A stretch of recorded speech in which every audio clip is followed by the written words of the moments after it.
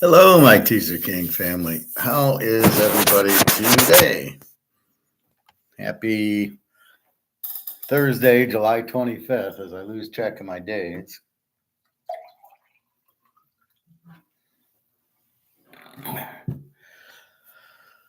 So, gold is getting crushed, which is why the title, Why is Gold Not Free Market? It's not hard to understand if you understand economics, you understand what's going on.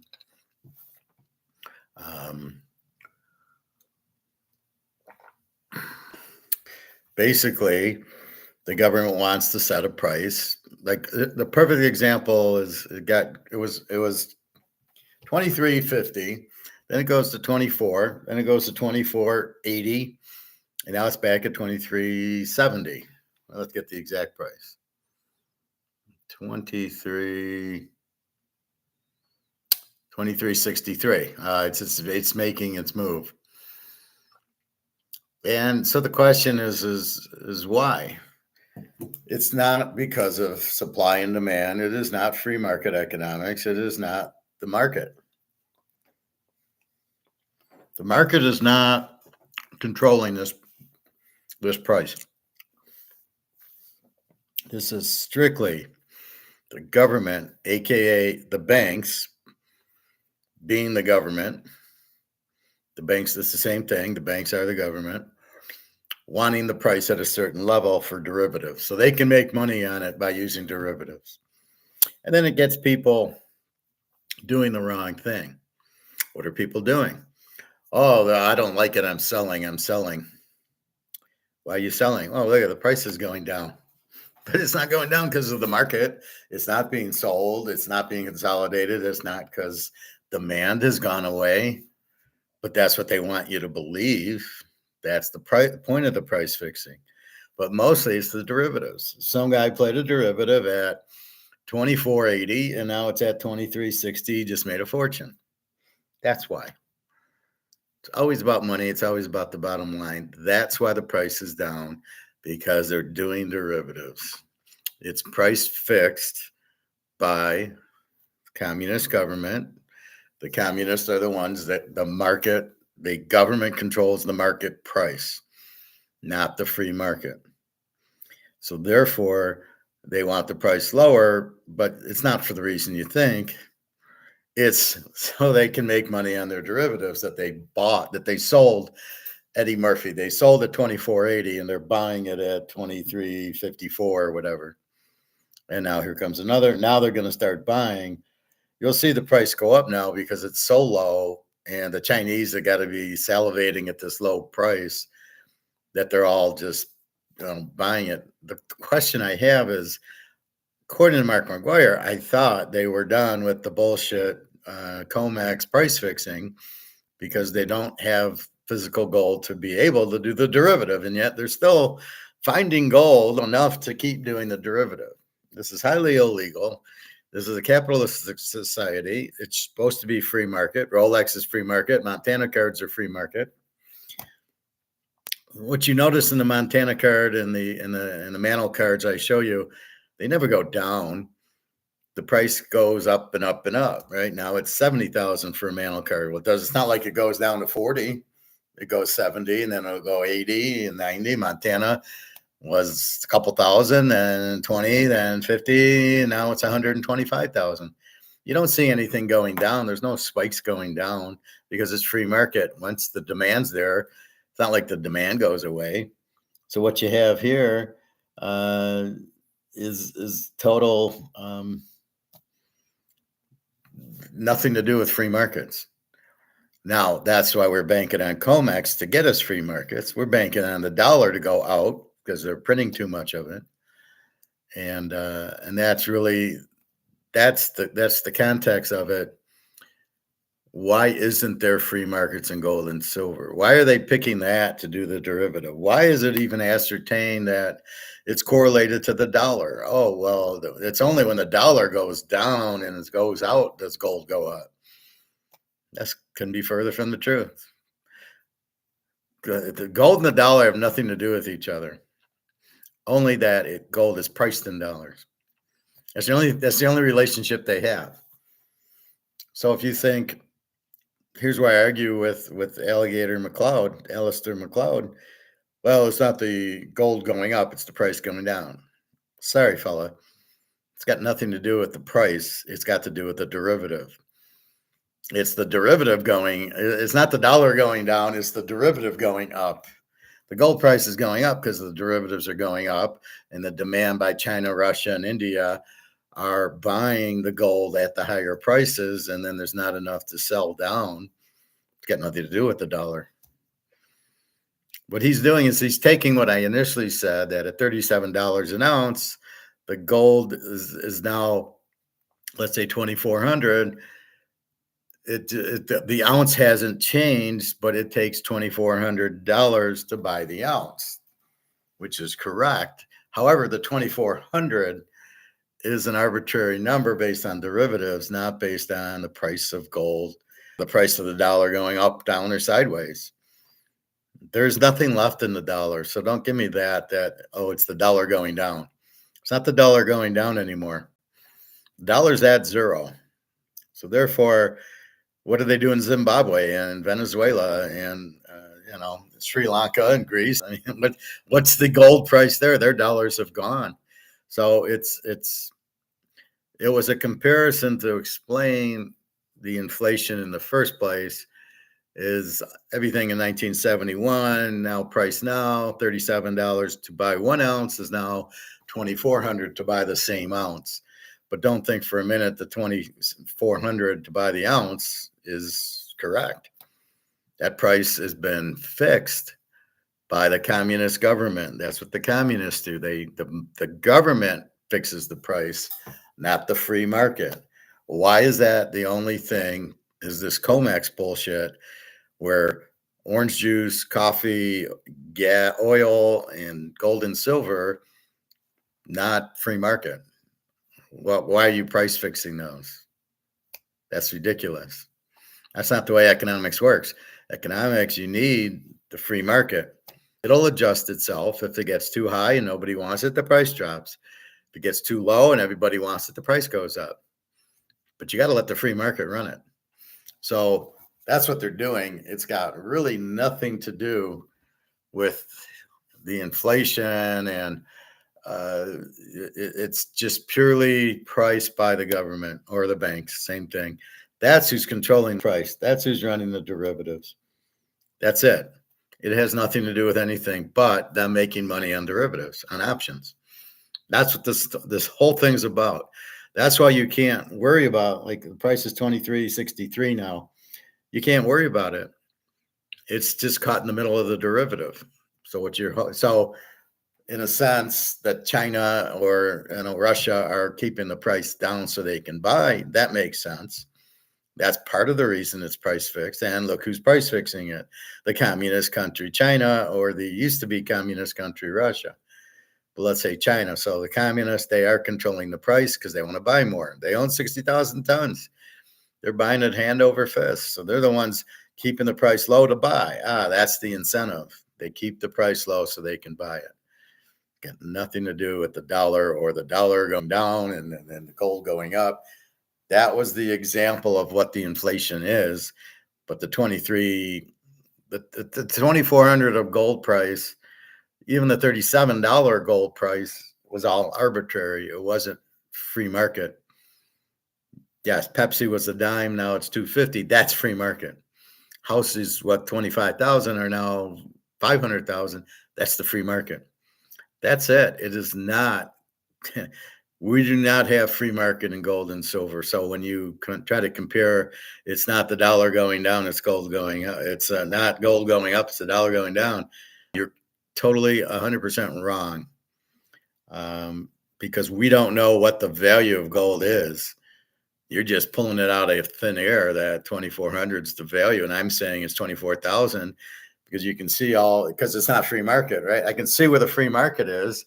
In a Rolex at 60,000, and a Mantle card at 80,000, and a Montana card rookie at 125. That's the free market. You're telling me gold wouldn't be outshining those? There's more demand in Joe Montana's rookie card than in gold, or a Rolex than in gold. Are you kidding me? So that's the problem of Alistair McLeod. His whole theory is incorrect. It is not the dollar going down and gold going up because the dollar's going down. It has nothing to do with that. It is all based on derivatives. Nice try, Alistair. It sounds good, but you're way off base here. And you keep saying that like you know what you're talking about, and you have no idea. You have no idea about the price fix because you've never said it's a communist. The government's controlling the price. You've never once said that, and you very rarely say it's paper derivative. You seem to think it's physical. This is not physical. This is not free market. Wrong, and I'll call out anybody that's wrong. Because oh, he's the legend. Yeah, legend in his own mind. Sorry, buddy, you don't know what you're talking about. And yes, BRICS is going gold back in October. You seem to have forgotten that. You've forgotten the whole Russian thing. They can't buy U.S. dollars anymore, and they're inflating. They have to go to BRICS gold back currency, which is what's going to be in October. So we got 2 months, and then the gold price explodes because then I imagine that BRICS will put it on a free market. The other thing I have is, why is the U.S., who has no gold and very little silver, creating the price for the rest of the world in gold? I mean, I know there's a Shanghai, but they're piggy-tailing off of the COMEX. The Shanghai gold price is not the free market gold price. The Austrian free market Adam Smith gold price, that's not it either. So it's nowhere close to reality. So keep that in mind. Hey, Gregor John, message retracted. Casey is going to win the championship. I'm putting my bet in. I thought you didn't have any money, Gregor John. You don't have any money to make bets.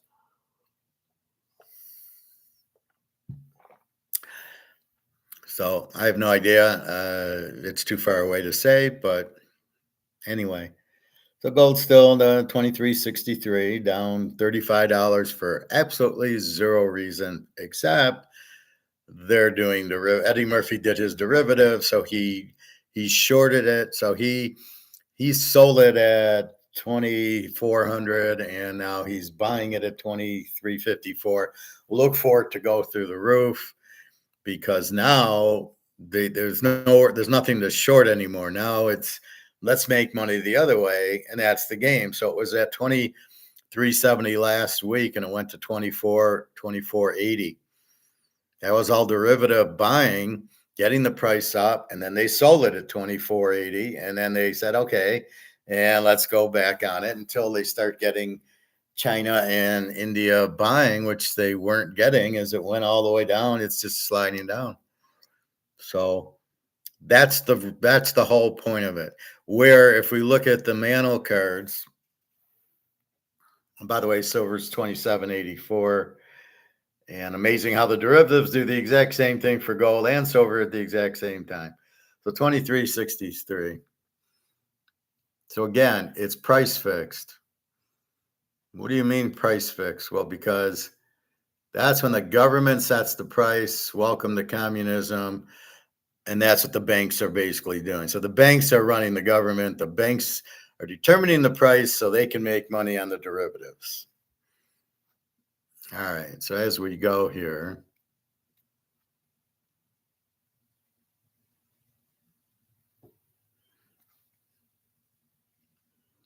So here's free market.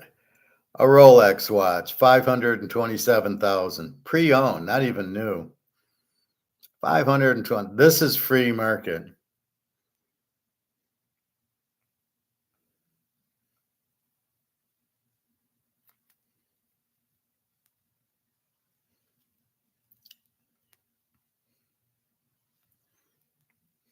We have a Mantle card, 60,000.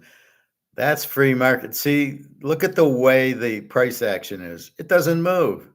It doesn't go down to 40,000, then back up to 60, then up to 80, then back down to 60. It sits at 60. It's a PSA 9, it's 1965. That's what the price is.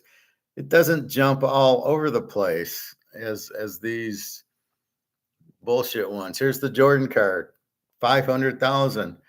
It doesn't move. It's not now it's 350, now it's 550, now it's back to 5. It's 500. That's it. That's how the free market reacts.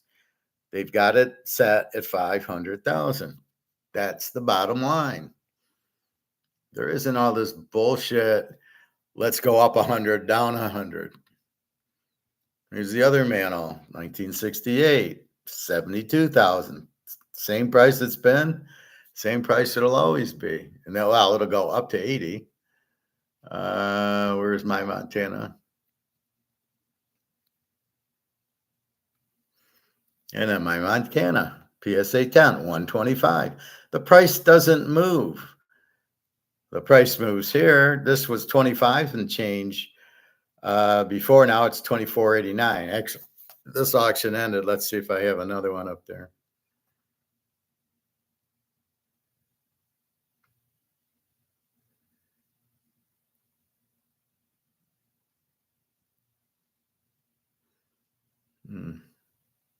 Yeah, 24.92. So you can see it did well because of this price fixing. It was 25.50, and now it's gone down to 24.92. And people, it's to get people to not buy it. Oh my God, look, it goes down, but it doesn't go down because of the free market. It goes down from the communism government price fixing. Government says this is the price, regardless of the market. So me and you could buy and buy and buy. And I heard this with, I think Mark McGuire, one of those guys, saying, "Oh, you can if we all bought an ounce, the price would go up." No, it wouldn't. Price wouldn't go up anywhere because it's not free market price. That's only happens in a free market where the mantle card, if it, goes at 70,000 because that's what it's been bought at on the market. But that's a free market. I sell it, you buy it, that's the price. It's between the individual. But if the government's pricing it, it's whatever the government wants. So the government does the derivatives and they, let's get it down to, it's really so they can make money. And with options, you can sell and then buy, or you can buy and then sell. So when it's going down, they're making money, and now they're buying derivatives and it'll go up. They do want a lower price. I have no idea why. It doesn't make any sense. It's not correlated to the dollar, except it's priced in dollars, just like the mantle card and the Rolexes and the Montana cards. So they're all priced in dollars. Big deal. And it's got nothing to do with the dollar being printed. It's worth less. It's gold's not going up for that reason. It's strictly going up for the derivatives. And that's why we're excited when the BRICS finally goes gold back in October. And they say, we're going to price it at 10 grand and make it free market, get away from these derivatives. Again, it's makes no sense. We don't have any gold and we're setting the price, and we're not even setting a real price. We're setting a phony baloney price. That's just unacceptable. All right. Yeah, TK, can you put the bet in for me? Yeah, sure I can, Greg and John. Do I have the word casino on my forehead? I don't think so.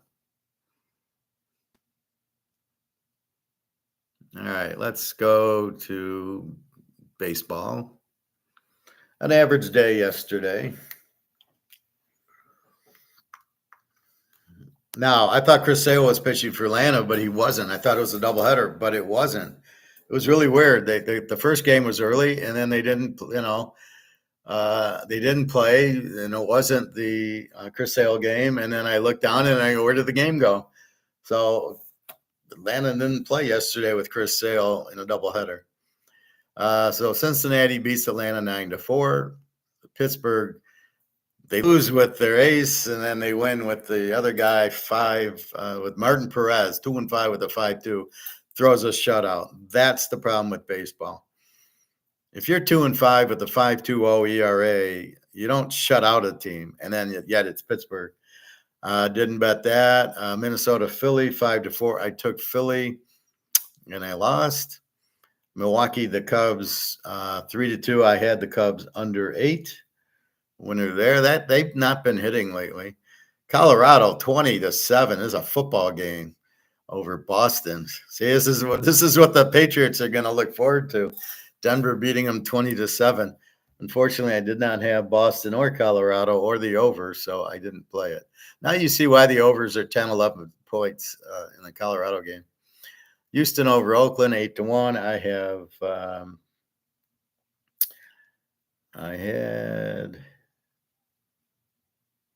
had Oakland over 8.5, so that was a winner. I just got there. LA and Seattle. LA wins. California wins 2-1. I have Seattle under. That wins. Cleveland 2, Detroit 1. I don't think I played this game. Didn't know what to do with it because it's weak pitching, but with the good bullpen. And here goes the bullpen. They just shut Detroit down after the 5th inning, and Cleveland won 2-1. And that's why it's hard to bet. You either bet Cleveland or you don't bet it, because it's hard to bet over with the bullpen. And so I stopped. I didn't bet the game because I like Detroit over. They've been hot, but now they play good pitching, and they can't hit anymore. That's the point. Miami 6, Baltimore 3, and I had Baltimore over 8.5. That was a winner. See, it's all the pitching. They didn't have good pitching, so I knew they'd score. I thought Baltimore might win. Well, no, I must not have, because I took the over. I thought Baltimore was going to win. I took Baltimore. San Diego 12, Washington 3. And I actually had San Diego under 9. So this was a bullpen letting us down. It was close till the late inning. And Washington's bullpen died. So I had San Diego under 9, and I lose. The Jets against the Yanks. The Jets win 12-3. And I actually had the Yankees under 8.5 because of Garrett Cole, who pitched like a pig. So now you don't even know what to do with the Garrett Coles. One bad game, 2 good games, and another bad game. Toronto 6, Tampa 3. I don't play it because I don't have a really good feel of either team at this point. Texas 2, the White Sox. Texas 10, the White Sox 2. I have Texas, get a winner. Arizona 8, KC 6. I played KC, and I lose. I think KC was winning like 5-2 into the 9th. They give up 5 runs to Arizona, and they scored 2. So it should have been 5-3 Kansas City, but the bullpen let them down, and Arizona wins 8-6, and I got Kansas City there. The 49ers 8, the Dodgers 3. I didn't play it because Robbie Ray was 0-0 with a 0-0-0, and he pitched pretty well. I mean, who knows? And then 8-3. So I didn't play that. So I go 1-0, 1-1, 2-1, 3-1, 3-3, 4-3, 4-4, 5-4. So I go 5-4. Okay, still better than break even. So I'm a happy camper. Now let's go to today. What's Greg and John saying?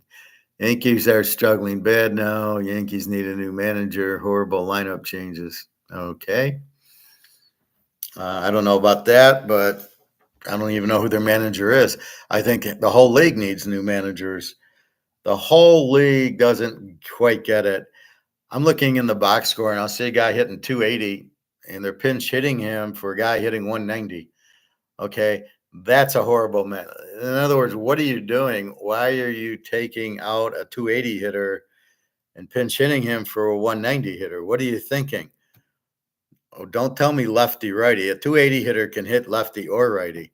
So now you're making it like, oh, he can't hit a lefty, or this guy hits better against the lefty than the righty, or whatever they bring in. Just a bunch of bullshit. You don't take a 280 hitter out. You don't pitch hit for him. Jesus, yeah. So Babe Ruth pitching is hitting against the lefty, and they're going to take him out for Joe Schmo. Now, Babe can't hit a lefty. I mean, it's such a stupidity. All right, baseball today. We'll get back to the gold, and then there's one thing on Elon Musk that I want to show you that it's embarrassing and incredibly stupid that he's actually an Austrian, but he doesn't know he's an Austrian. He comes up with a different name for laissez-faire and for capitalism and free market, but he comes up with a different name, but he's This is what America used to be. Yeah, we used to be laissez-faire, free market, Austrian economics. And then everybody poo-poos it because they can't steal blind. They need that. They need the Keynesian model where the government steals from you and takes off the gold standard and prints all the money and ruins it, but they put it in their pocket. Yeah, amazing. And he doesn't even know it's free market capitalism. It's amazing. I don't like Elon Musk. I think he's an idiot. All right, Texas is up 2-1, bottom of the sixth. Tampa Bay's up 3-0, bottom of the top of the fourth. The Niners and the Dodgers are scoreless, top of the first. Then we got 7-10 games. I don't know how many we got. We got 5 games. Oh no, we don't. These games are already over. It's 4. Jesus Christ. So we basically have we have 2 games. So this isn't even worth picking. Well, it is. All right. Atlanta knew the Mets. Now Chris Sale, maybe pitching today. 13-3 with the 2.70 against Louis Savano. 7-3. This is Atlanta under 7.5 because I looked at their lineup and it's horrible. We're going to go 7 units on this game. And Oakland against California. Oakland 105, 9.5. Ross Stripling 1-9, 5.82. Kenny Rosenberg 0-0 at the 6.30. All right, we're taking Oakland over 9.5. And then this will be 3 units. So we got 2 picks because all games. I can't believe this. San Diego 3, Washington nothing. Dylan Cease, good pick against Patrick Corbin. So we would have went with San Diego, especially after yesterday. But okay. Baltimore, Miami. Baltimore gets the win in 10, 7-6. So Miami's getting a little pesky. They're scoring runs. I don't know who the pitchers were. And Detroit beats Cleveland. Easton Lucas with his 10.50 ERA. So Detroit wins 3-0 over Cleveland. Let's check out this game. They scored 3 runs in the second inning, and that was it. Amazing game.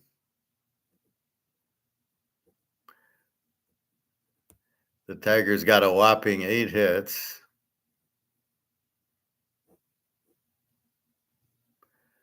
Javi Baez hit a 3-run homer.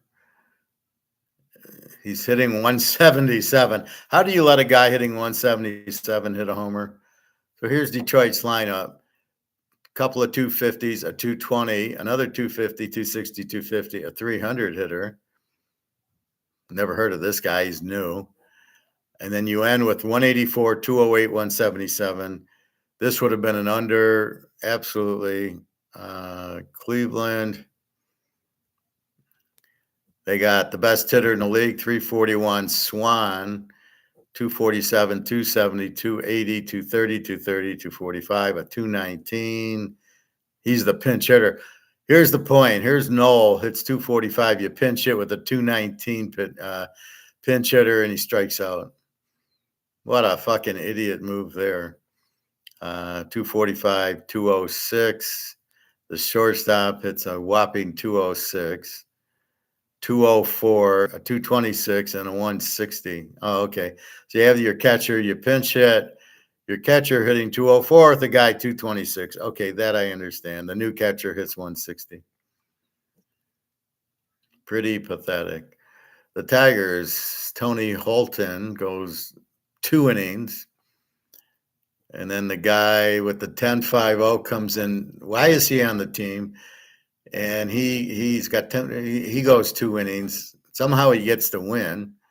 I don't understand that. And then the next guy goes 2 innings, and then 2/3 of an inning, and 1/3, 1 1/3, and 1. Again, a bullpen day. This is the second straight bullpen day for the Tigers. How the fuck is that? And these bullpen guys, 347, 331, 325, 466, 10.5. Wow. Well, yeah. How do they hold Cleveland? How do they shut Cleveland out with this crap? Cleveland, Guy Williams with the 4.50 ERA. Yeah, see, this would have been a tough game because he's got a 4.50 ERA. he gives up 3 runs on the 3-run homer. Then the other guy is the 3-1-5, and then some guy with a 1 is not even their closer. But again, you're starting a 4-5-0 guy. The other guy was a bullpen guy. How would you have bet the game? And then you've got the great bullpen of Cleveland, and you got 5 hitters on Detroit who can't hit 200. So where you would think you would score a lot, you got to look at the lineup and going, no way can this lineup score. And that's what I'm seeing with Atlanta. There's no way their lineup's so bad that they're going to score. So the Tigers win 3-0. Pathetic baseball, pathetic managing. How do you not have other pitchers? All right. Baltimore beats Miami 7-6. San Diego 3 over Washington. Dylan Cease is pitching better. Shutout. So we mark that. Dylan Cease is back. Ranger Suarez we don't know about. We'll see about Chris Sale. And then the other pitcher who gave up a bunch of runs the other day, I can't remember his name. And Blanco is not no hitting, so we'll see. So anyway, these are night games. Take Atlanta, the Mets under 7.5, and Oakland and California, it's 9.5. We're going over 9.5. Greg John, Ohtani is a beast. Never heard of him. Who you like, Yankees or Red Sox tomorrow? I have no idea. How many times have you watched this class and you don't know how we pick games after this amount of time? First, we got to look at the pitchers. So until I see the pitchers for tomorrow, which I won't know, and they're playing now, I have no idea. Kind of stupid questions that. Where's Daria, TK? You guys going away or what's going on? I mean, she's in Russia. So that's baseball today. So the Yankees under 8.5 yesterday. Let's see. So what did they do today? Did they play? Are they playing? Yeah, the Yankees are off today. San Diego went way over because of the bullpen. In Philadelphia, so the teams have their streaks. Philly, are they playing today? I don't think I saw them. Baltimore 1-10. So we'll see. But yeah, so we got 2 games left. Again, this Thursday, I don't get it. Why on Thursday they have all these noon and 1:00 games? What's the point of that? That doesn't make any sense to me. Why do you have these noon and 1 game? And it's a Thursday. Is there actually, or do they not care if there's any attendance at all in the games? You've got it now where there's no TV for the games, so nobody even knows half the players on the team. And I'm not watching ESPN because it's junk. So you're sitting there going, well, I guess I won't watch any games. Once in a while when I go to the gym, they'll have the Tiger game on like Bally's, which is like the pay thing. I said to one guy, says, I'm not paying for the cable. Not that I can't afford to pay for the cable. I got Roku and I got the antenna and I got 100 channels I can watch. So I don't, ESPN's not on my spectrum. I couldn't get it anyway. Or is my, there's like TNT. I couldn't watch basketball and it's the stupidest thing. They want you to pay for all these section things. I guess they don't think anybody really goes to the games anymore. So they don't really care about attendance at the game. So they don't get parking. They don't sell hot dogs and beer and the jerseys you're going to buy at the game. So I don't know. Do they not think people go to the games? And then I guess they don't think anybody watches on TV because they got them on these stupid channels. All right. So that is that. I'm going to show you.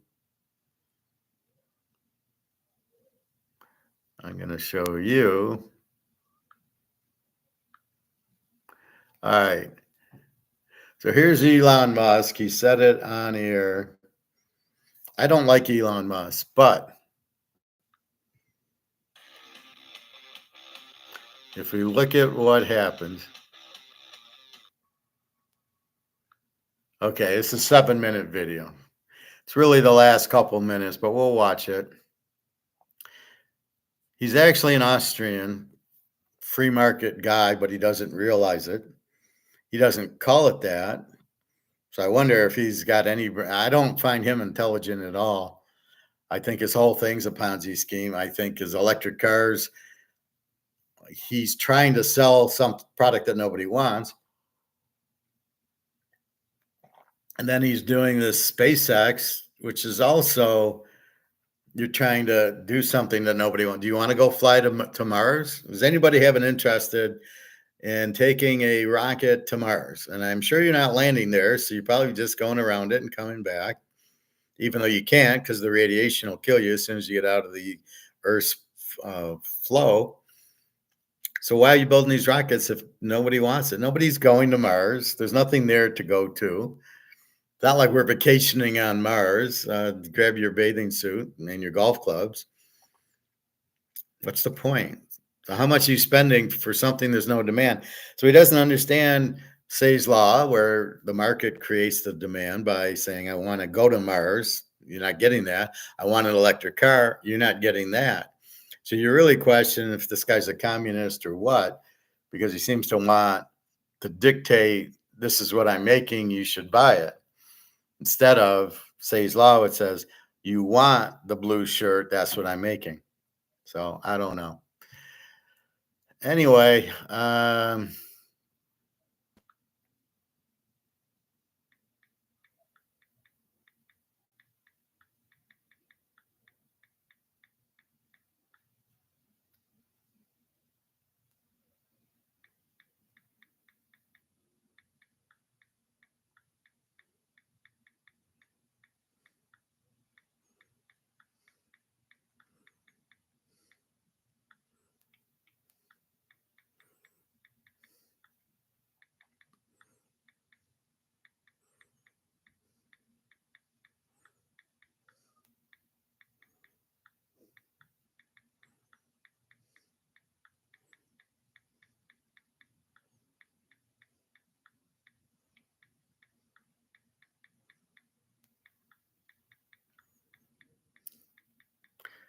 all right, so I'm not going to show you this comment now. I'm going to show you this comment at the end because it'll make sense. All right, here we go.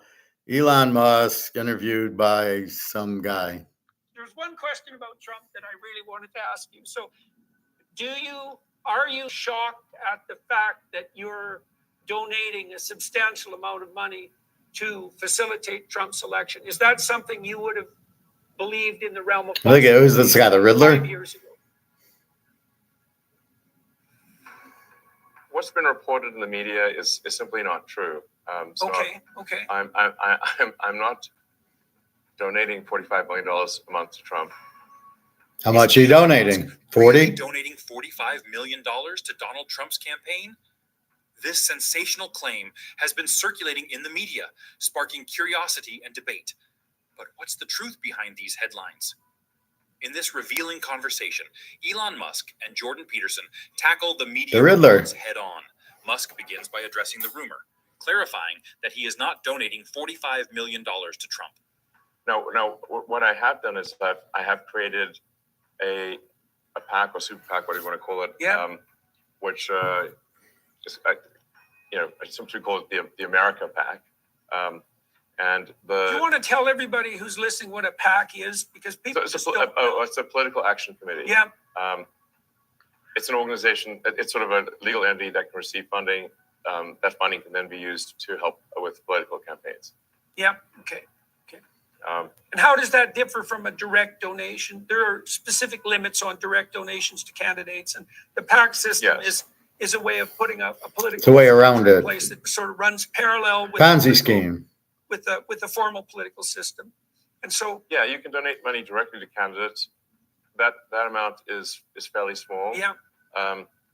Then there's, and you can donate a lot more money to political action committee or super PAC. There are various rules that govern the operation. So how much are you giving them? But that's it certainly allows for a lot more money in the system than would otherwise be possible. Right. And these are used, to be clear, the Democrat and Republican side. Yes. I actually think that, Right. So it's an open playing field on the PAC side. yes. Yeah. What are you hoping to accomplish with this? And what's the PAC called? It's called the America PAC. America PAC. Okay. Yeah, well, that's easy to remember. It's very easy to remember. Yeah. And it's actually, it's not meant to be sort of a hyper-partisan PAC. It's actually the core principles of this America PAC are, the intent is to promote the principles that made America great in the first place. So I wouldn't say that I'm, say, for example, MAGA, or Make America Great Again. I think America is great. I'm more MAG, Make America Greater. Yeah. What do you think of Trump?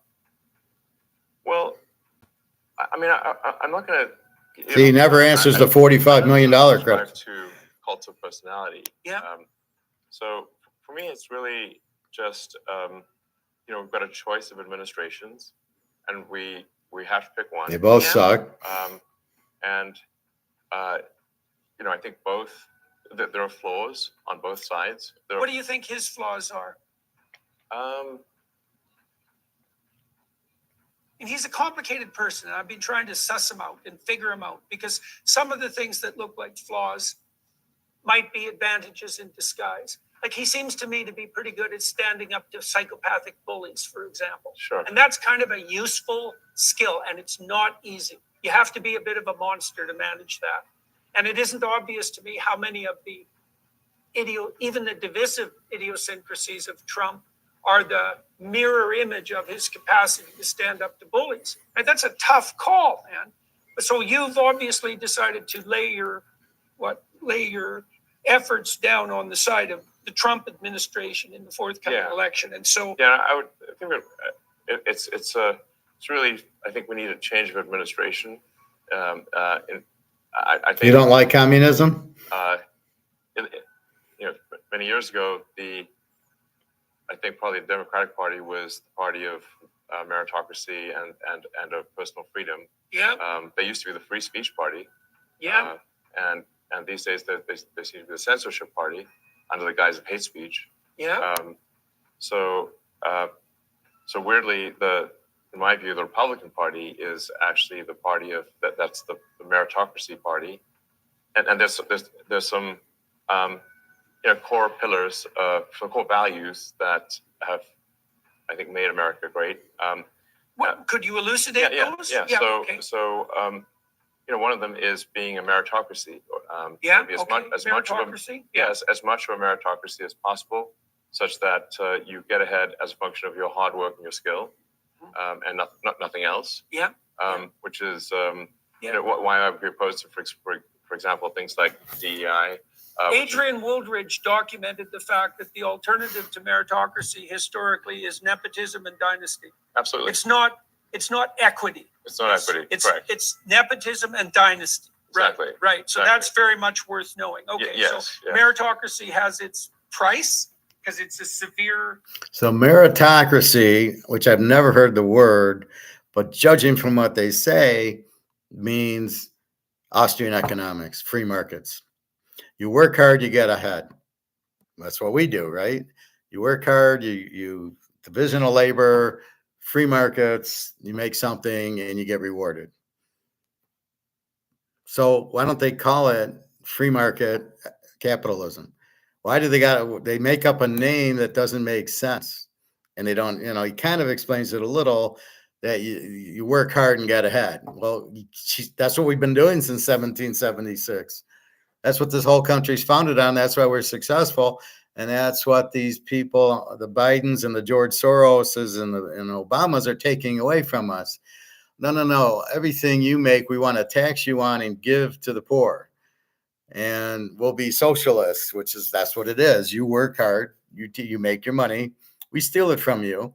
We inflate, we tax you, we give a little bit to the poor, and that's it. Why don't the poor go work?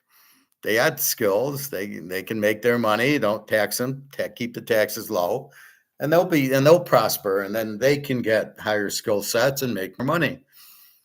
Hard work. Duh. I mean, how stupid are these two people that we're listening to? Judge, but the alternative is nepotism aristocracy, so, or dynasty. Okay, so Yeah, but meritocracy. What else? clearly, America, it's not like America's been purely a meritocracy, but it has been more of a meritocracy than any other place. Right, which is good. That's good. It hasn't been purely an we've had Austrian economics, capitalism since 1776. What the fuck's the guy talking about? And he doesn't even name it meritocracy.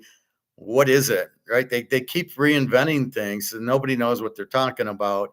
And then you keep getting farther and farther away from free market capitalism and Austrian economics or classical economics. And it gets farther and farther away. So nobody knows. And here he's talking, well, we've had it something. No, we've always had it. What an idiot. Oh my God. Which I regard as good. Yeah. So promoting meritocracy, promoting freedom, freedom to operate. Free market. Like the least amount of government intervention possible. We want, and this is, I think, important to fight because the natural tendency over time, sort of almost like entropy, is that the hand of government gets heavier every year. Yeah. The laws are. So he's saying free market. Well, let's look at our handy dandy. What do we want in a strong country with Austrian economics? We want low taxes, lower government spend to equal budget. We want a gold standard. We want free trade. We want a constitution for laws, and we want some military. So we want little government, and we want freedom, which of course is free trade, low taxes, and that's all freedom. That's what we want. It's been around since 1776. It's Austrian economics, which is what we're doing. And he's just discovering it now. It's sad. And this guy, I don't believe is very smart at all. Regulations accumulate every year, and these laws and regulations are immortal. Right. Right. So that's the evil uncle of the king. Well, the government, very old story. The government gets larger because as we produce more, we're richer. And so the government steals it, like Smaug in The Hobbit, right? They dig all the gold, and the dragon smells it, and he comes and takes it. Well, that's the government coming and getting bigger because we're making more money. But we want to do it legally, not the way J.P. Morgan and Madoff do it. Very old story. The Egyptians were wrestling with that problem 4,000 years ago, right? Yeah. So you have to have some. You have to really take an active role in reducing the number of laws and regulations. Otherwise, as more and more laws and regulations are passed, eventually everything becomes illegal. Right. And you start getting into these Orwellian situations where then everyone's poor and miserable. Well, where action A is illegal and action B is illegal, and there isn't anything you can do that is legal. Right. If you enjoyed today's video, that's why we have what's called a Constitution. Constitution's the rule book for laws. That's what you have. So you have low taxes so people can thrive, and you won't have socialism. Lower government spend the budget so you don't have deficits and debt, this big debt. Have a gold standard because you can't fuck with the money because they will. Free trade, so everything's free, and then the Constitution. So that's your freedom is the Constitution. It's Austrian economics. It's a gold standard, which keeps your money safe. It's free trade, which keeps the costs down, and you trade with everybody because they have goods that you want and you have goods that they want. So you don't charge them more. You keep the free trade. You keep it trade free. So Elon Musk. So here's what my comment was. So I wrote this before, and I'm sharing it. It's called free market economics, or Austrian. It's how the country was established in 1776, and the gold standard made us great.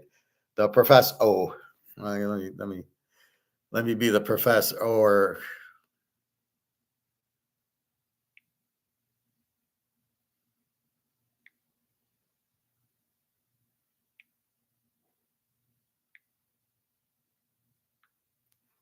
so basically, he doesn't understand it, right? He doesn't understand what this is, free market economics or Austrian economics. He doesn't understand it came at the beginning in 1776, and we had what's called a gold standard. And that's what when I watched it, and I don't know, I don't like Elon Musk. I think he's an idiot. So when I'm watching it, I'm like, he starts naming off Austrian principles, but he doesn't know they're Austrian. And you're like, just when you think the guy maybe has a brain, he doesn't have a brain. Well, we've had this a little bit, no, we've always had it. It's the corruption that comes in that takes away the low taxes. It takes off the gold standard. It takes off the small laws. It takes off the small government. It takes off the free trade. It doesn't keep low taxes. Everything you need to be great, we take away. The politicians get greedy, want the power, want the money, start taxing, and then the blame game, and it's just ridiculous. But then when they get away from Austrian economics and all the problems happen, oh, capitalism caused the debt. How did that happen? No, if you left us on the gold standard, you wouldn't have a debt. So sorry. That's the amazing part. They'll blame it. And like here, Elon Musk doesn't even know he's talking Austrian economics. It's the strangest thing I've ever heard. Wow. Elon Musk is a very rich man, but does he have gold? You like Elon Musk or what? You should have him send you an electric car. Okay. I just made 2 comments about that. No, I don't like him. No, I don't think he's smart. Is he a rich man, or does his company have his stock has a lot of value because it's being price fixed? And I don't measure somebody. I think Bill Gates and Warren Buffett and Zuckerberg are idiots. I don't care how much money you have. That doesn't mean you're smart. I mean, Gates stole all his ideas from like he stole Excel. It wasn't his. It used to be Lotus 1-2-3. And I had it at Hiram Walker, my liquor company, and then they switched to Excel. And I was excited. I wanted to see what Excel was, and I realized it was the exact same thing as Lotus 1-2-3. All Gates did was steal it and call it Excel, but it was Lotus 1-2-3. So Gates stole it. Zuckerberg stole Facebook from what's that? That other thing. I don't know. I don't know. There was something before Facebook. So he stole that idea from that. And Warren Buffett doesn't know anything. All he does is he buys companies. He doesn't buy stocks. So he buys all this Disney and Coke and said, oh, look at me.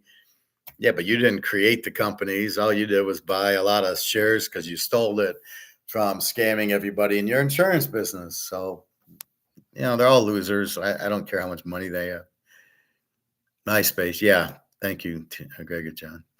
So he stole MySpace and called it Facebook. And it was, if you watch that movie, it's the same thing. And my only regret of the movie is the girl with the dragon tattoo plays his girlfriend, should have killed him. I don't know why she didn't take him out. She's smarter than he was. And, and she starts crying, which I went into her Instagram and said, I can't believe you let Zuckerberg make you cry. You should have killed the son of a bitch like you did in Girl with the Dragon Tattoo. So I like that movie. And then she won't do it again. She does all these strange movies. And I stopped following her. I says, you're an idiot. And then her boyfriend is the idiot from Gladiator, the terrible emperor, Marcus Aurelius' son. And he played the part totally wrong. It's not the way he was. If you watch Netflix, Roman Empire is a series, they show Marcus Aurelius and then they show the son, and he's totally different. So I don't know what he played. He played it terrible. And I won't watch anything he does because I don't like the guy. The Girl with the Dragon Tattoo is a great movie. Yeah, I enjoyed it. But there's 2 other chapters to it that have been made into movies, but they've been foreign and not directed by the same guy, and they weren't very good. They weren't as good as if this guy would have done the next 2 and she would have been in it. So I was surprised that she said, I'm done with that role. And I think that was the best James Bond that he did, Daniel Craig. Either that or there was another Layer Cake. The non-James Bond movies, Daniel Craig does much better than the James Bond movies. Girl with Dragon Tattoo was great. I would have, that girl could have been the next, if they wanted a female James Bond, I'd have been fine with that. But what kills me is the James Bond movies were horrible. The only reason Casino Royale did any good because it had poker in it. The next one was ridiculous. You wasted the Ukrainian girl in that. And then you had Spectre, where we already knew he was Blofeld because we watched all the movies in the 60s and 70s. It was no surprise that he's Blofeld. And then there was another one. I can't even remember that Sky Hall. I mean, that was kind of weak. Oh yeah, let's have the old ex-spy turn against us and go bad trick. We've never seen that. I mean, they've done that in a few James Bond movies. So I thought they were horrible, except for the first one because of the poker, but the second and the third and the Spectre one was terrible. Yeah, nobody's seen nobody's seen From Russia with Love or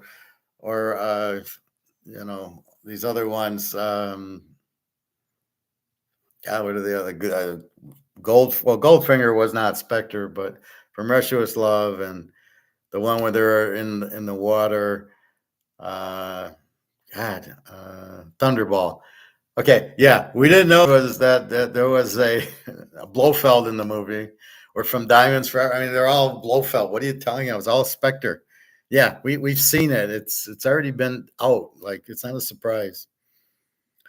Anyway, so that's that. So that was my Elon Musk brush today, and I go, he's an idiot who doesn't know anything, and he doesn't even call it that. Like, what the fuck are you calling this? That's a whole new, like, what are you talking about?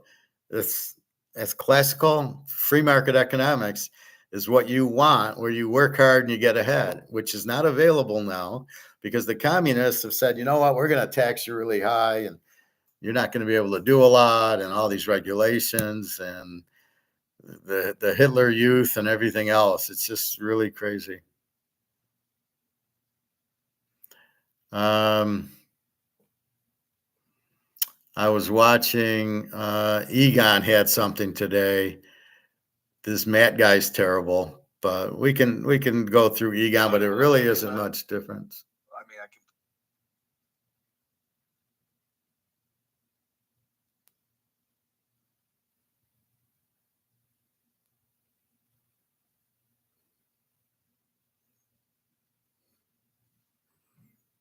Matt talks, it's all gibberish.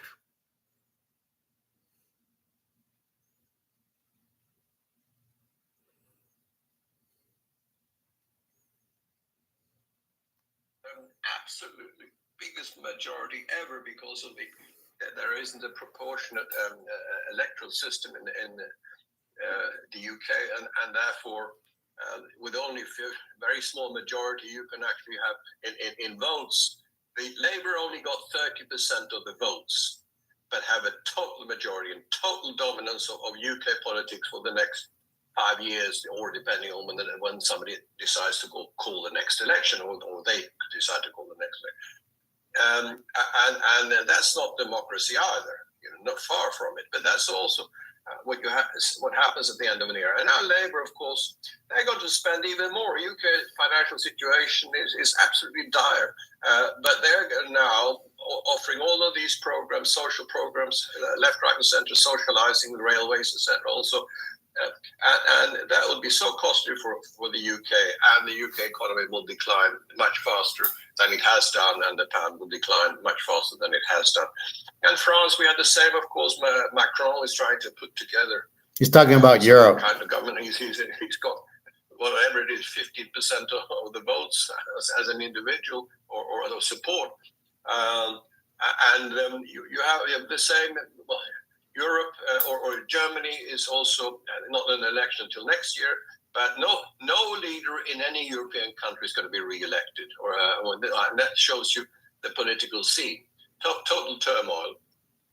So on top of that, of course, yes, every country is weakening economically. UK, France, Germany, and Germany, since of course the whole of the energy situation with Russian energy was cut off. have suffered and will continue. So it's a mess, Matt. It's a total mess, and debts are escalating, and people are worse off, much worse off. And you also, of course, see social unrest and protests, quite major ones, and of course, often involving minorities also, or immigrants in countries. So, of course, we have to be concerned, but at the same time, as coming back to the Roman Empire, you can compare all the aspects of that. You can compare, obviously inflation, the debt situation, corruption, migration was also part of that. So we're seeing the same. As you and I say often, the more it changes, the more it stays the same. So there is no, and when a currency goes down by 90 or 9% or more, 98 in both in the dollar and most European currencies in the last 50 years, that is the end of an era. And this is the end of a major era, and markets will follow. Stock markets will follow at some point. They are overvalued, and all of this hype, as you say, about the tech stock or NVIDIA and AI, etc. That is no different to the tech hype in the end of the 90s. So it's so interesting, Matt. You can tie everything together, and you could just say that what's happened before. So why don't the politicians, why don't the leaders study history instead of make projections which are totally unrealistic? We're going to have a tough time in the world. You and I know that. Some people know that, and others will sadly experience that. Yeah. So, we are at the end of this era, as we said. And how do you see all of this ending? It's a very difficult thing to answer briefly. I understand that, but the end of an empire, if you want, that's what do you see in the next few years in our lifetime? Yeah, it's a big question. You and I have written and talked about this for years. It's not to say I told you so, but we've been seeing this. It's actually more about history sometimes than the blunt facts of math and the economics and markets. Desperate times from desperate leaders create desperate measures. Currency debasement, what's he talking about? Social unrest, war, centralization. These are the things we've been talking about for years, and that's exactly where we are.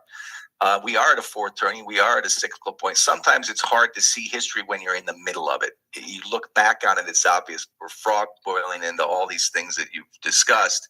And obviously the currency debasement, the inflation, the politics of a decadent empire, the end of a decadent empire, the social decadence, the political decadence, the clear, as you say, these coalition governments with Labour or Macron or Trudeau in Canada. He's not a majority vote democratically, but he holds power through these coalition patchworks. This decadence, this public service industrial complex, which is more about self-interest than national interest. I think that's fairly clear to many people, left or right, watching their particular governments failing over themselves, tripping over themselves, and replacing. They're trying to come up with a narrative here. Again, the IMF has been talking about this. You have a different world post-2022 with the BRICS rise. You're not going to get a global cooperation. Countries like Russia, China are not going to be cooperating with the West on some type of global reset. The rise of the East is inevitable. In a lot of ways, we look like Japan, Egon, in the sense that we've got, Japan has a much higher debt to GDP. They're not the home of the world reserve currency, but look at their debt levels, look at their currency, look at their desperate attempt to raise interest rates to prop their currency, but they can't afford higher rates. So the yen is seeing massive slams.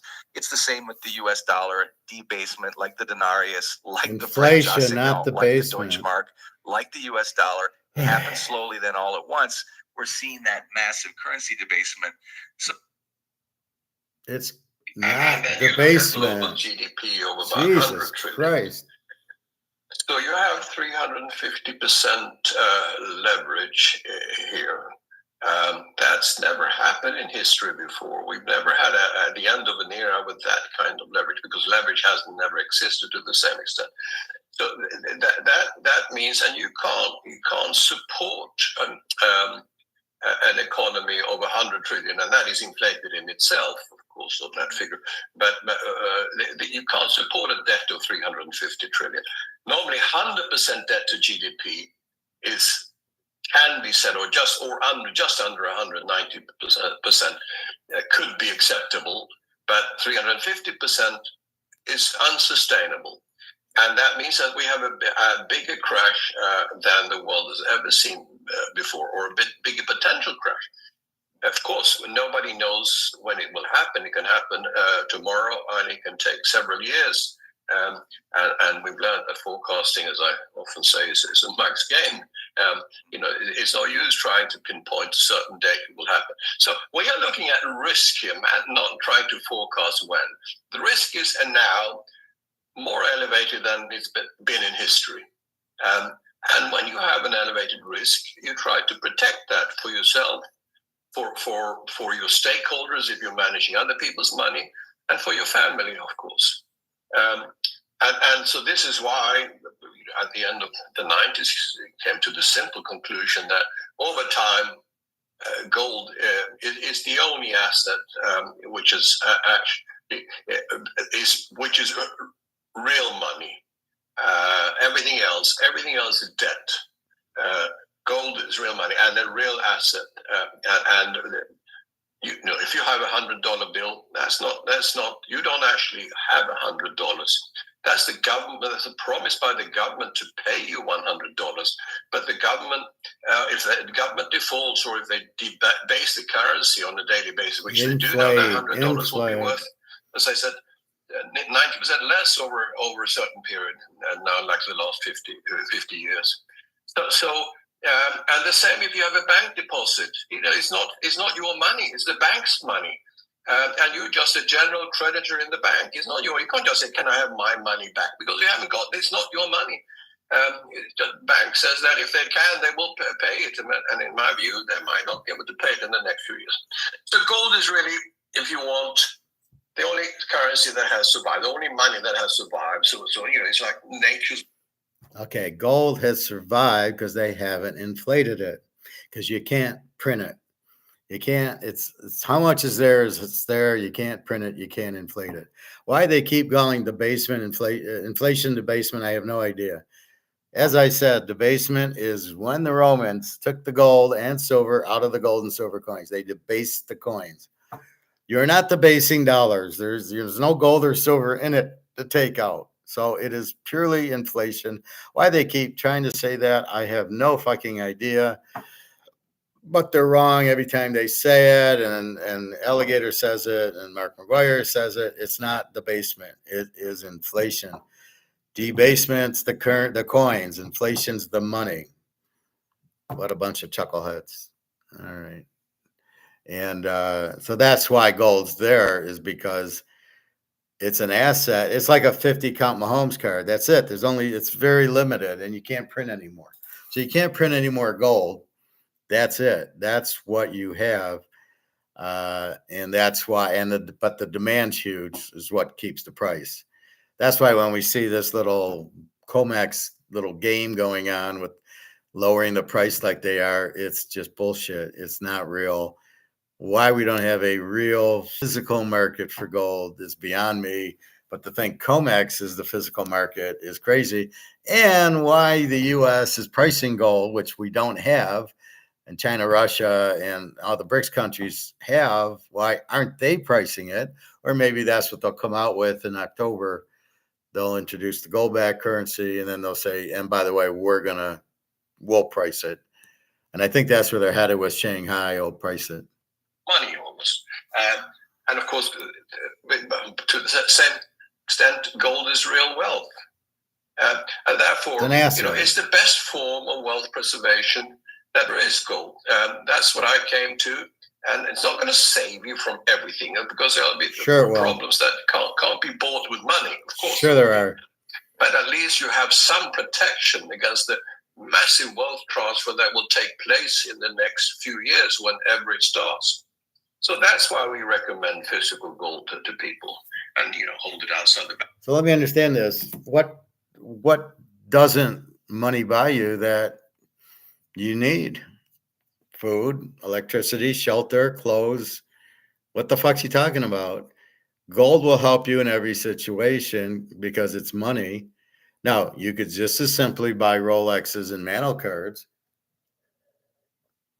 We prefer gold because it's actually money. So you would then have to sell the Rolex in something to get money to buy groceries. This is the middleman. So if you have gold, you don't have to sell it for anything because gold is money. Anyway, so that's really what's going on. So that's Greg and John. I have Egon do it just to support ideas that maybe I get it, like with Elon Musk. I didn't show that so we could hear Elon Musk. I was showing it so Elon Musk is a capitalist and doesn't even know he is. Yeah, sometimes we've had free markets and the hard work. Yeah, that's all capitalism. That's all Adam Smith. But since he's never read Adam Smith, because he's not a bright guy, he doesn't know what boy, I'd like a country where there's, where there's low taxes and free trade and gold standard. And if you work hard, the division of labor, if you work hard, you get rewarded for it. Okay, buddy, that's what you had. So anyway, these videos are boring. Well, thanks for that comment, DK, Greg and John. Who do I like, Raiders or Broncos or Chiefs or Chargers? I don't know. We'll see. I don't make the projections for. I do a little, but really, you just got to watch the injuries. We'll see. I don't know. Why, you betting it? You're betting on that? You want my picks? Beverly Hills Cop is on Netflix. I've already seen Eddie Murphy. Who I like, Raiders or Broncos? Bud. Who's Bud? You ain't calling me Bud. Raiders or Broncos? What are you talking about? You are like the Riddler. You talk in Riddlers. To this guy, I wouldn't listen. This guy's a moron. This guy is like Andy Scheckman. He talks and he doesn't say a word. That's why I went right through him. He just does a lot of talking, but they don't say anything. In other words, what's 2 and 2? Well, 2 and 2 are 4. He would answer, well, they're both numbers and they both have T's in them, and yada yada yada, da da da da da da da da, and he'd never get to 4. That's the problem with him. So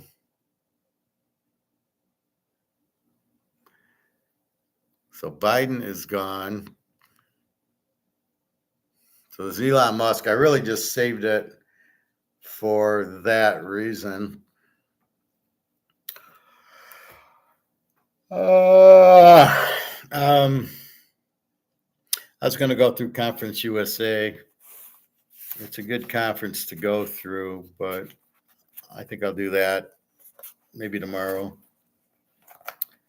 Well, tomorrow is Friday. I'm still waiting on the trust. I'm up for a 4th job with DTE Energy, which I was supposed to get interviewed with this week, which nothing ever materialized. I hate when the recruiter, I'll submit you. We'll have an interview this week. And I said, okay. And then they don't get back to you. And then where's the interview? It's already Friday tomorrow. I don't have an interview. So I don't even count it. It's like, even the one I got 4 interviews on, I'm like, where is it? What are we waiting for? So that I don't really pay attention to. If I'm working, I'm working. If I'm not, I'm not. The trust should come in with some money. The gold will go up, and football starting. So I'll get some football money and Teaserking money. And that's it. So I'm going to start analyzing a little more baseball, the batting average, home and away. And maybe I can do that with the bullpen ERA, but that doesn't matter. The bullpen ERA is a much harder kettle of fish. There's a lot of injuries, so you're really not getting good. I can't believe all the injuries with these pitchers pitching every 5 days on 100 pitches, and they still get these injuries. And if it's because they're trying to throw curveballs or spin, whatever this new spin thing is, maybe you shouldn't do it. There's no point in getting this fancy rate spin if it injures the guy's arms and they can't pitch. Then what's the point of it? I think there's a lot of twisting on the elbow, and it can't take it. So, especially if you're trying to do 95 miles an hour and then every 5 days, it's absolutely, whoever's doing this is an idiot. Again, the managers are just stupid. Managers have no business managing. They don't know what they're doing. You don't need every pitcher to throw 95 miles an hour. The batters can hit it because it's 95 miles an hour. And what's the point if I keep getting my pitchers injured? So I start with what, 15 pitchers, and then I got 10 injuries, and I got 25 pitchers. I got a bunch of guys who can't hit on my team. So that's what it is. So next Thursday is the first preseason game. Bears and Houston. So where Caleb should be playing half the game and CJ Stroud should be playing half the game, I bet they don't play. And it's really a disservice to the players because both of them need playing time, real live playing time against a real defense. And if they don't play because they're going to get hurt, then there's a serious, as we know, problem in the league. But Caleb, he's nowhere near ready. He's not very good. It's the same as Bryce Young. Well, he won a Heisman Trophy. Yeah, look how bad he is. They want to stand in the pocket and have these fast receivers get open against these weak secondaries, and then you think they're a good quarterback. Let's see them when there's a blitz coming, and let's see them when, against tough defenses. With good secondaries and good pass rushes. Then all of a sudden, Bryce Young doesn't look too good, and Caleb won't look too. They'll just blitz Caleb, and he'll fall apart. He doesn't run. He didn't run. Notre Dame put pressure on him, and he threw 3 picks and a fumble. And that's what he's going to do here. They'll just blitz him. I mean, if you blitz him and he doesn't run, you got him killed. Now you got to especially blitz them with the receivers they got. Between Keenan Allen and CJ Moore, you can't let them just sit there for 10 seconds. They'll get open. So, I don't know. The Bears, first you need the quarterback, then the receivers. So, they need a quarterback. I think this guy will be worse than Fields, if that's possible.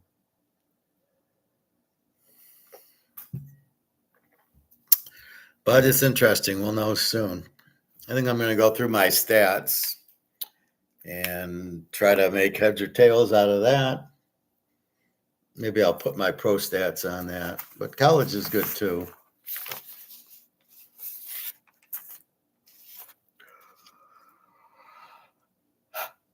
It'll be interesting to see the quarterback. So if we look at Baltimore, KC, Lamar against Mahomes, yeah, that's probably right. Green Bay, Philly, Love against Hurts, sounds right. Pitt, Atlanta, Russell Wilson, probably against Cousins, but it should be Penix. But I can see waiting 3 or 4 games to get Penix in. Arizona, Buffalo, Murray against Allen, yeah. Tennessee, Chicago, Levis against Caleb, sounds like it will be. New England, Cincinnati, Brissett against Burrow, yeah, sounds like it should be. Houston, Indy, CJ Stroud, we don't know who Indy is going to be, but I don't know who their backup is either. Jacksonville, Miami, Lawrence against Tag, 2 crap quarterbacks. Carolina, New Orleans, again, Bryce Young against Carr, 2 kind of weak quarterbacks. Minnesota, the Giants, Darnold against Jones. They're not even pro quarterbacks, these guys. Oakland, San Diego, Minshew against Herbert. Herbert's good. Denver, Seattle, Bo Nix against Geno Smith. Bo Nix is much better than Geno Smith. Dallas, Cleveland, Prescott against either Watson or Thompson Robinson. Watson should be gone, and Prescott should be gone. He's got the boot on, so he might play. He probably will play, but he's, who knows what he did to his ankle. And Watson's terrible, and he's going to have trouble against Micah Parsons. Washington, Tampa, should be Jalen Daniels against Baker Mayfield. Daniels is the better quarterback there. The LA against Detroit, Stafford against Goff. Stafford's much better. And the Jets, the 49ers, Rodgers against Purdy. If Rodgers stays healthy, it'll be a miracle. And we'll be very, very happy. So pros, we got the new quarterbacks and we got some new coaches. So you can't even look at week 1. You got to start like with week 3. So it's 1, 2, and 3 with a kind of asterisk on 1 because they don't want to get anybody hurt in the preseason. So I'm not sure why anybody plays. They should all just sit in the locker room while the game's going on because they get hurt. So we don't want that. So Caleb probably should not play the whole year. And that way he won't get hurt. I think he should take up tennis and play that or bicycling or something and not play because, he could get hurt if he played. We don't want that. What a pathetic league, right? So, I don't get – if Caleb doesn't play the first half of this exhibition game, it's a fucking joke. And then there's 3 exhibition games. He should be playing in all 3 of them. If it's me as the coach, this guy's playing a half, and I don't even know if he's my starter. I probably would go to the vet, whoever the second stringer is probably going to be my starter. He's not ready to play. I'll give him Notre Dame flashbacks. Here's you against Notre Dame. Now, is that quarterback ready to play in the NFL? You're not ready to play in college. So we will see. What else, my friends? So gold, it's just derivatives going down. It's them playing their little option game. It's nothing to do. Nobody's selling. And that's really the crime of it. It is not free market. It is not what's happening in the market. Everybody's buying in the market, right? That's what's happening. Silver, they're just trying to keep the price down for these solar panels and electric cars. That's all they're doing. Gold's got nothing to do with that. And gold, they're just they're making money in the derivatives and then they can buy it cheaper. So China can now buy for $23.65 an ounce instead of $24.65. But don't tell me it was too expensive. It's going to go up. Like, well, nobody's going to buy the Montana. It's $125,000. No, that's the exact point. People do buy it because they want the rookie, and it's a PSA 10, and it's freaking limited. So they get $125,000 for it. But anyway, so what else?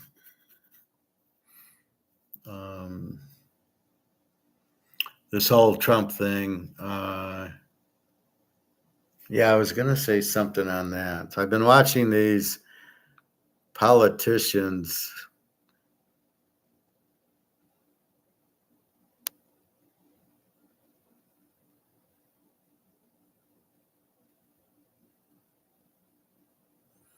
Here's one. The Biden Secret Service was infiltrated by non-Secret Service people. There was that one. And this one, how Ireland solved the immigration problem. They kicked all the Muslims out, and that's what Germany's doing now.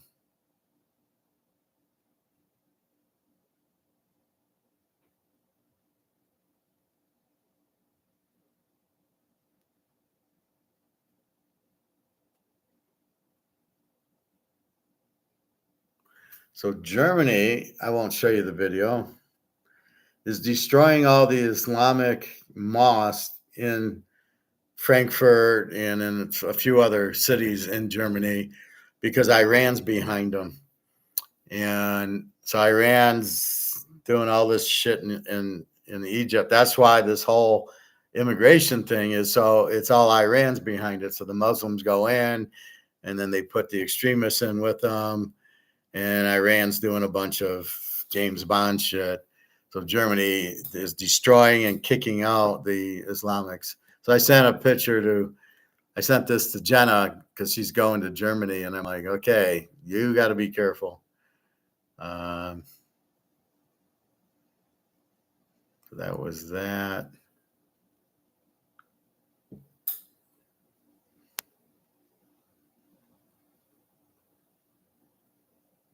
We talked about China's fall because of the housing crisis yesterday. Nothing new. We'd already talked about it.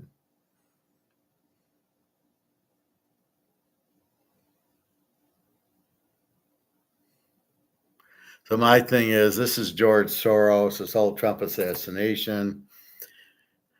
George Soros had the FBI lay down, had the Secret Service lay down, let the guy get on the roof, let the guy fire 8 shots, and then they took him out. So nobody could question him going, yeah, it was George Soros told me to do it.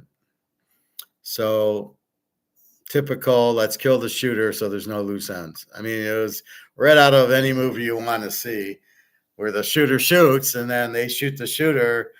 And then they even were washing up the spot. I saw them with the hose washing down all the evidence. Just freaking great. And you know, the funny part is, I bet you Putin's sitting there laughing, going, so we could take out Trump in 5 minutes with not even our top 1,000 sharpshooters. Just anybody off the street can shoot better in Russia. Oh my God. They've got to be laughing, going, this is the stupidest country in the world. It's the weakest country. And we couldn't get out of Afghanistan. We look like idiots. Well, we left all the material on purpose for Iran, Iraq, or whoever was there. Don't kid yourself. We're not that stupid to leave the machinery by accident. We left it there on purpose.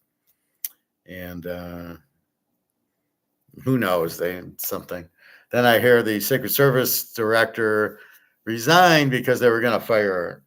There's too much backlash. They're going to fire her. They said, but if we fire you, you'll lose your pension.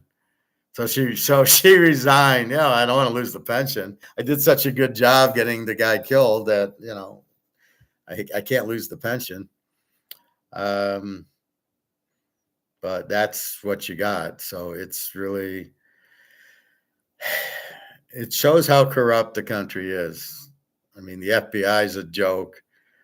There was one on the FBI I watched today where he's just an idiot. You know, George Soros has them all silenced. So the FBI, well, I can't show you. We're in the middle of an investigation. I don't know. Nobody knows anything. Nobody says anything except for the whistleblowers who say something, and that's how we find out. It's a fucking joke.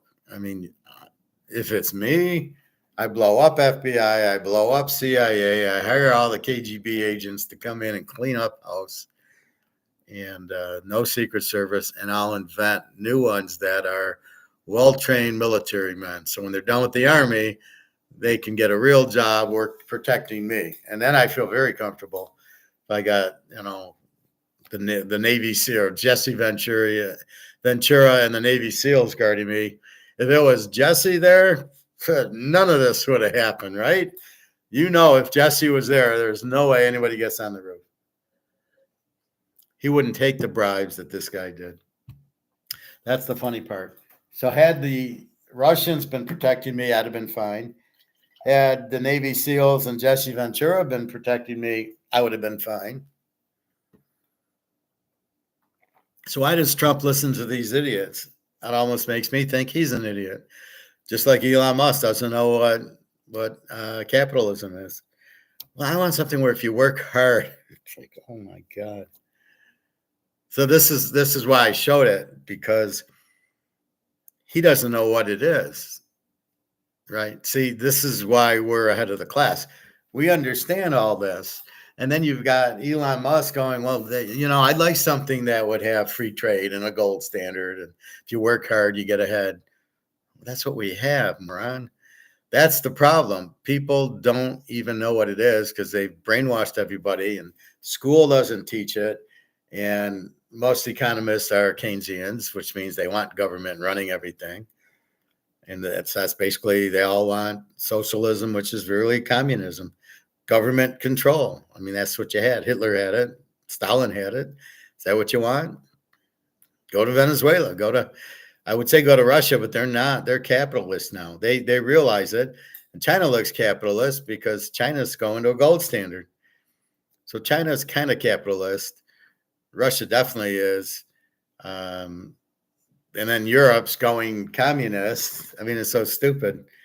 So we get rich and then we all go communist to protect, all this corruption.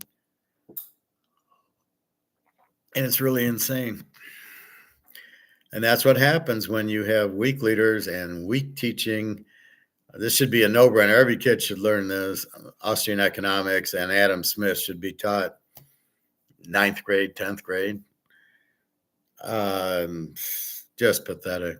No, we want to teach you about, I don't know, trans and this and that, whatever it is. We'll teach you about that shit. And you're like, oh, yeah. We don't need that in school. Okay, teach it somewhere else. Go to the park and teach it. I mean, that's the problem. Gold standard. Oh, we don't want the gold standard. There's too many people. The guy told me there's 350 million people. We can't do the gold standard. I'm like, why not? What did we do in 1970? We had the gold standard. The whole after the war was gold standard, right? And yet everybody had money and walked around, not a problem. So I don't, all it does is it stores the value of the dollar instead of, the gold's going to keep value. So that keeps the dollar value. That's the beauty of it. So these idiots can't print as much as they want and stuff it in their pockets and affect elections and affect the stock market. And it works for a while. That's why I'm not too worried about COMEX and the gold, because we know it will blow up very, very soon, like in October, and then we'll get a real physical price on the gold, which is what we want. So let's see, where are we at now? Boom, boom, boom, boom. 2363. So we're still comfortably in the 2300s. I don't see it going down from here.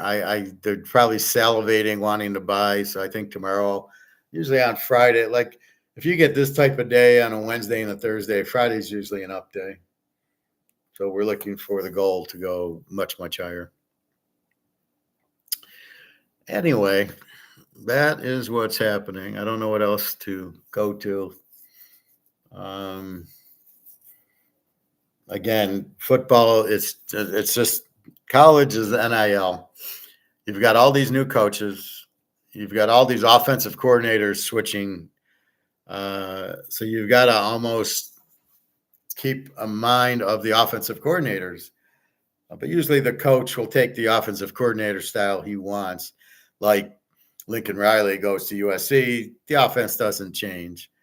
Debo Sweeney, the Oklahoma coach came from Clemson as a defensive coordinator, comes in, and now he's changing the offense. That's why the quarterback went to Oregon from Oklahoma. So Oklahoma is going to be a little bit different this year. The defense, you should be able to get enough talent. It's still Oklahoma to be a strong defense, but he hasn't been, and his offense have been terrible. Well, they weren't bad, but they couldn't. They really their defense was the problem. They beat Texas, but near the end they kept losing, and they lost to my guy from Oak State. But that's what you got to look at. So you've got to get the variables, which are, defense, number one, quarterback. If they got a running back like Ollie Gordon, you pay attention to that. And you just go down the team, you read the box score, and off you go. But that's what you pay me for, to do that work so I can make the picks.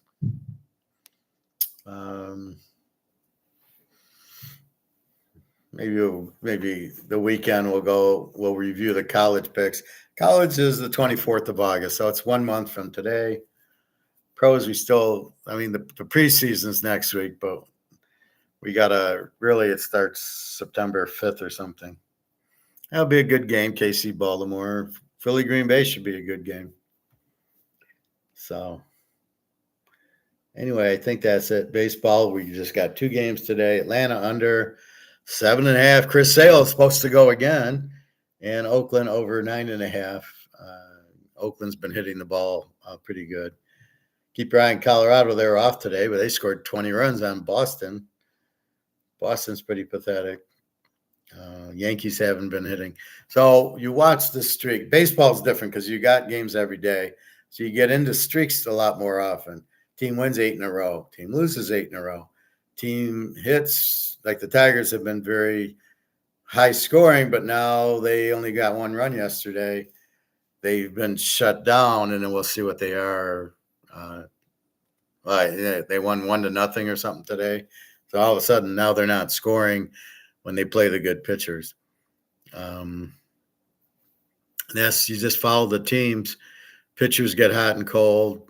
Ranger Suarez was like 10-1 with a 1.5 ERA. Now he's 10-3 with a 2.8 ERA. So you can see we're not going to just bet him. But everything goes to variables. Everything goes to streaks. So understand that. I see these guys talking about cycles and economics. They're out of their minds. I mean, it's Ray Dalio. Well, these U.S. cycle, and then there was a French and the British. It's like there's no cycles. There's wars that happen because they print the money and inflate it, and when the inflation happens is when they go out. It's very simple. Eventually, they'll get off gold, start printing the money.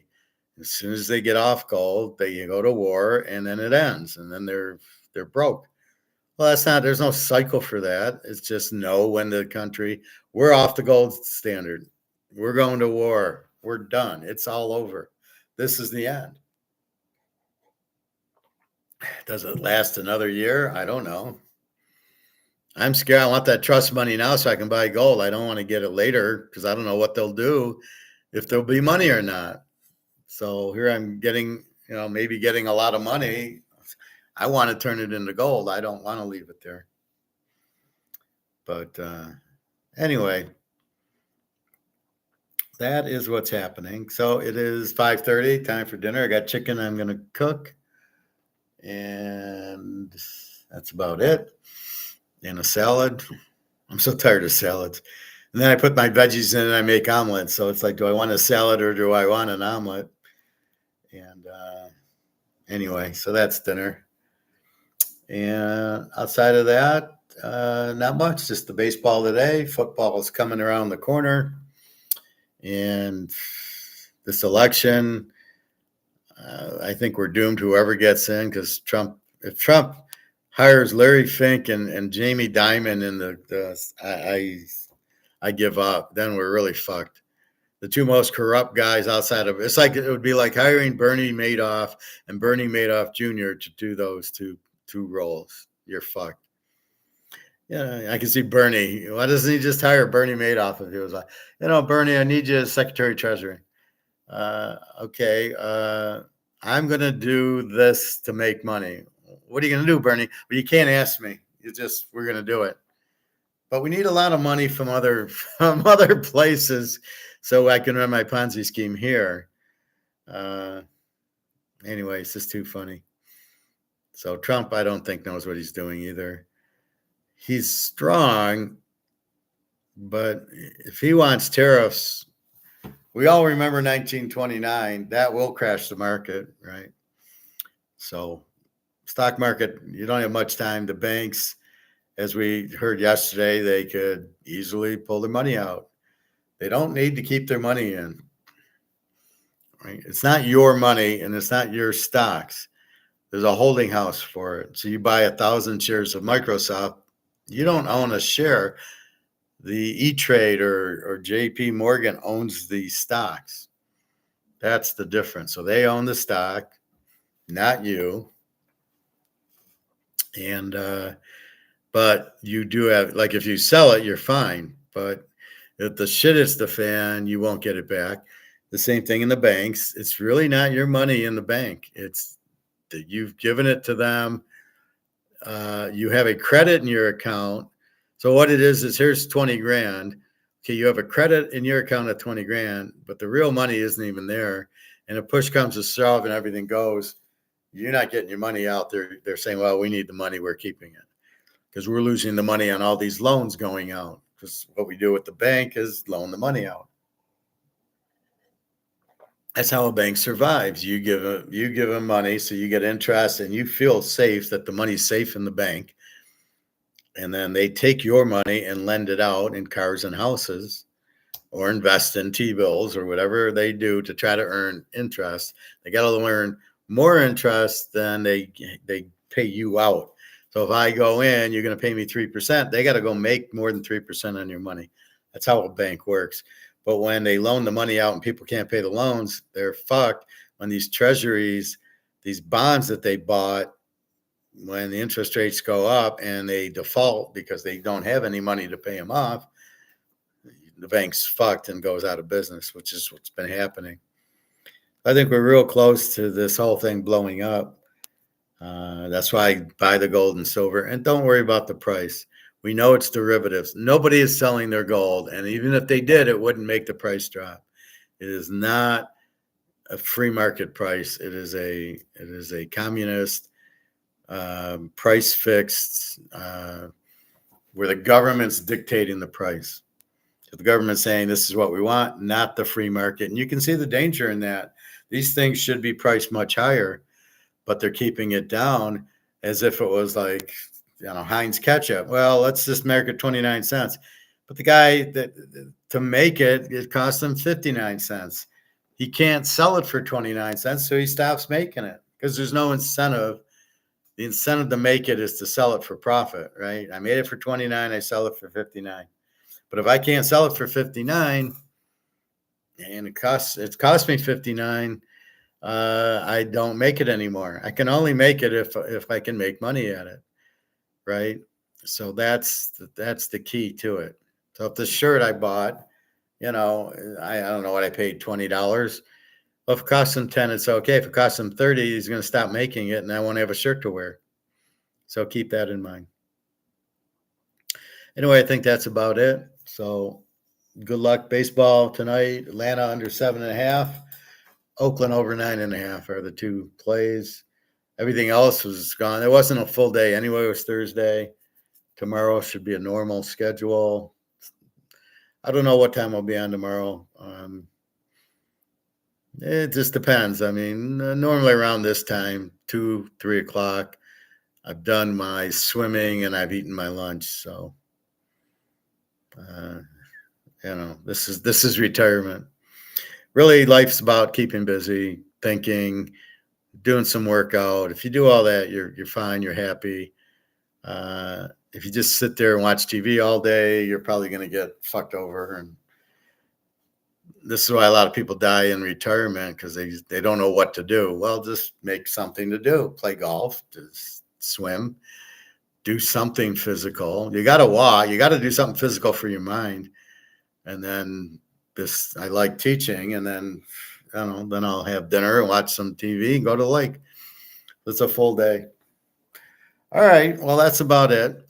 So have a nice day. www.teaserking.com. I hope everybody's well. Keep an eye. Gold and silver are price fixed by the government. They are not free market, which should help explain a lot. But they don't want to tell you that. They don't want to tell you the derivatives are the price fixers. And they want you to sell your gold because they want to control you in the paper money. Right? If you own gold, they can't control you. They can't tax you. They can't do anything to you. But if you have it in money, then it's in the bank or on Wall Street, and they can make money off of you. So that's what they want to do, is steal your money. But we're too smart for that. So we say, fuck off. We're in gold and silver. We don't need that. Even though the price drops, again, we understand the reason. We're fine with it. We know BRICS is coming up. We're fine with it. No matter what, we have to get out of the dollar. Our alternative is to stay in the dollar, which is going to zero. So what's your alternative? So buy gold. Oh, okay. Buy a Rolex and buy some nano cards if you want to diversify a little bit. But it's not about making money at this point. You're going to make so much money in gold. You don't really need to make a little bit of money in stocks. You're going to make so much money in gold and silver. It's just waiting and getting there. We all know what's going to happen. It's just, how does it collapse? What's the trigger going to be? I think it'll be Japan, as they're going broke with their $10,000 bill. That's the end of it. So we will see, but they're in big trouble. All right. Well, have a nice night. www.teaserking.com. Feel good. Again, go to Teaser King. You can get my email if you want to ask questions about the football. You want to buy it. Do I want the class or the other? Again, like I gave baseball picks here, I will not be giving football picks on this class. It'll be the football class, the college football class, or you buy them on the site. That'll be how it'll work. Anyway, that's about it. And good luck, enjoy, and just go and relax. Buy your gold. You buy your gold and silver, you can sleep well at night, and you're fine with it. All right. Have a great day, everybody.